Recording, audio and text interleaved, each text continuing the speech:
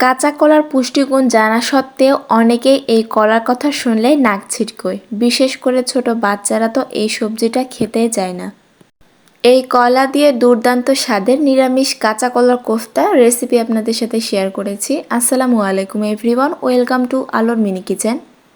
এই কোফতা রান্নাটি কাঁচা কলা দিয়ে তৈরি, কেউ বুঝতেই পারবে না। আশা করছি আমার রেসিপিটা আপনাদেরকে অনেক ভালো লাগবে।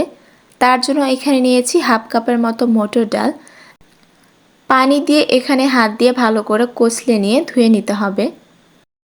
ডালগুলোকে ভালো করে ধোয়া হয়ে গেলে আবারও পানি দিয়ে দিচ্ছি। এবারে এগুলোকে আধা ঘন্টার মতো আমি ভিজিয়ে রাখবো। এখানে লাগছে এবারে 2টা কলা। কলার সামনের অংশ আর পেছনের অংশটাকে আমি কেটে নেব। তারপর 2 ভাগ করে কেটে নেব। আমি আজকে 2টা কলার কোফতা তৈরি করব, চাইলে 3টা 4টাও করতে পারেন, তবে 2টা কলা দিয়ে অনেকগুলো কোফতা তৈরি হয়। আর লাগছে আমার 2টা আলু। আলুটাকে আমি মাঝ বরাবর করে কেটে নেব।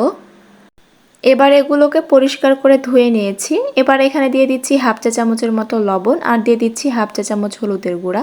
হলুদটা দেওয়ার জন্য কলা থেকে কালচে ভাবটা চলে যায়। এবারে ঢাকনা দিয়ে 15 মিনিটের মতো সেদ্ধ করে নেব।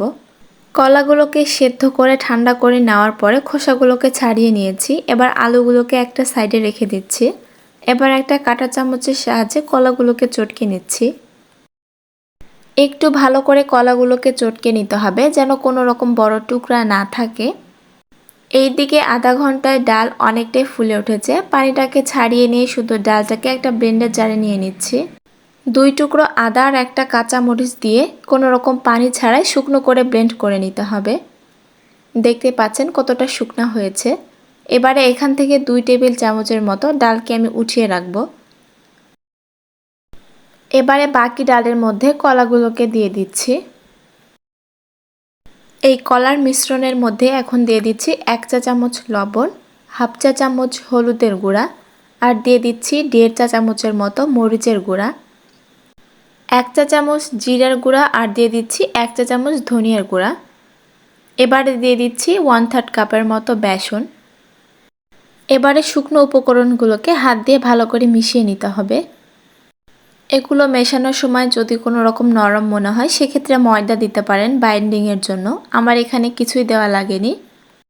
এগুলো মিশিয়ে নেওয়া হয়ে গেলে হাতটাকে ক্লিন করে নিয়েছি। এবারে রান্নার সাদা তেল 2 হাতে ভালো করে মেখে নিয়েছি। এবার মিশ্রণ থেকে অল্প একটু মিশ্রণ তুলে নিচ্ছি। এবার আমি এইভাবে করে 2 হাতের প্রেস করে চাপ দিয়ে একটা কোফতার শেপ দিয়ে দিচ্ছি।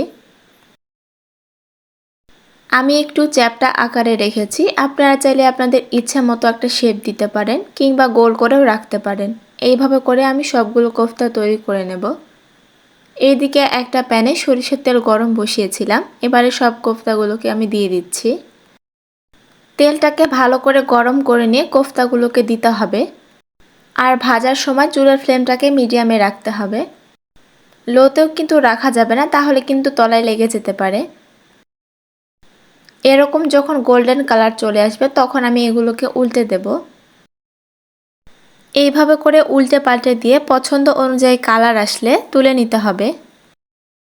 আমার কোফতাগুলোর অনেক সুন্দর কালার চলে এসেছে, তাই আমি এগুলোকে তুলে নিচ্ছি। এগুলোকে ভাজতে আমার 10 মিনিটের মতো সময় লেগেছে। এবার একই তেলে দিয়ে দিচ্ছি সেদ্ধ করে রাখা আলু। আলুটাকে আমি বেশিক্ষণ ভাজবো না, 3 থেকে 4 মিনিটের মতো ভেজে নিলেই হয়ে যাবে। এগুলো আমার ভাজা হয়ে গেছে, এবার তুলে নিচ্ছি। তেলটা অনেক বেশি ছিল তাই একটু কমিয়ে নিয়েছি। এবারে ফোড়ন হিসেবে দিচ্ছি একটা তেজপাতা, একটা শুকনো মরিচ আর সামান্য পরিমাণে জিরা। এগুলোকে একটু ভালো করে নেড়েচেড়ে মিশিয়ে নিচ্ছি। এবার দিয়ে দিচ্ছি হাফ কাপের মতো পেঁয়াজের পেস্ট। যারা একদম নিরামিষ খাবেন তারা এই পেঁয়াজটাকে বাদ দিতে পারেন। এখানে কোনো রকম রসুন কিংবা জিরা বাটা ব্যবহার করিনি, শুধুমাত্র পেঁয়াজটাকে দিয়েছি। পেঁয়াজটাকে ভাজা হয়ে গেলে এখানে আমি টমেটো পেস্ট দিয়ে দিচ্ছি। একটা টমেটো, একটা কাঁচা মরিচ আর 1 টুকরো আদা দিয়ে এই পেস্টটাকে তৈরি করেছি। 4 থেকে 5 মিনিটের মতো এটাকে জাল করে নেব। কলা সিদ্ধ করার সময় যেহেতু লবণ ব্যবহার করা হয়েছিল এবং বড়াতেও, তাই জন্য লবণটাকে বুঝে শুনে ব্যবহার করতে হবে। 1 চা চামচ লবণ আর দিয়ে দিচ্ছি হাফ চা চামচ হলুদের গুঁড়া, হাফ চা চামচ দিয়ে দিচ্ছি মরিচের গুঁড়া, হাফ চা চামচ ভাজা জিরের গুঁড়ো আর দিয়ে দিচ্ছি হাফ চা চামচ ধনিয়ার গুঁড়ো, হাফ চা চামচ দারচিনি গুঁড়ো। শুকনো উপকরণগুলোকে আমি একটু ভালো করে মিশিয়ে নিচ্ছি। এবারে দিয়ে দিচ্ছি 1 চা চামচের মতো চিনি। চিনিটা দেওয়ার কারণে গ্রেভির কালারটা অনেক সুন্দর আসে। এবারে ঢাকনা দিয়ে ঢেকে দিচ্ছি যতক্ষণ না মশলার কাঁচা গন্ধটা দূর হয়ে যায়। মশলা থেকে তেলটা ছেড়ে এসেছে। এবার এগুলোকে আমি নেড়েচেড়ে মিশিয়ে নিচ্ছি। এবারে পানি দিয়ে দিচ্ছি 1.5 কাপের মতো। পানিটা একটু এখানে বেশি দিতে হবে। এবারে দিয়ে দিচ্ছি আগে থেকে ভেজে রাখা আলু। এবারে কোফতাগুলোকে দিয়ে দিচ্ছি।